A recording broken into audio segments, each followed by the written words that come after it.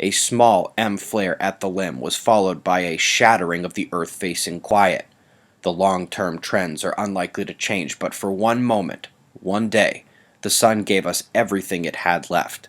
It wasn't much due to its trend downward towards grand minimum, but folks were still technically coming down from the last sunspot max, so this is going to still happen periodically. Coming over to spaceweathernews.com, we find it was a long-duration flare that really stands out in the crowd.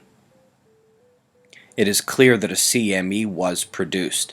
You can see the ripple through the corona, and so we're going to need to analyze it. If you were watching the updates last night, you know that I judged there to be an Earth-directed component that should strike our planet on Friday evening.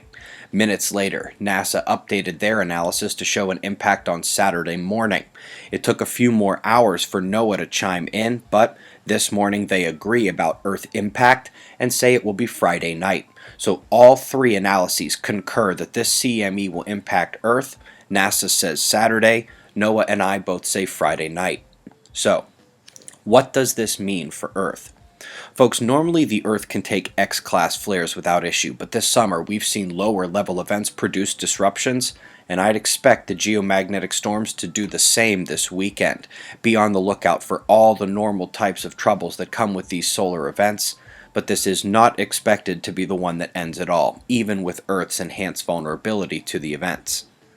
That big sunspot group is still in a bit of decay. The delta magnetism remains but is continuing to fade in the central regions.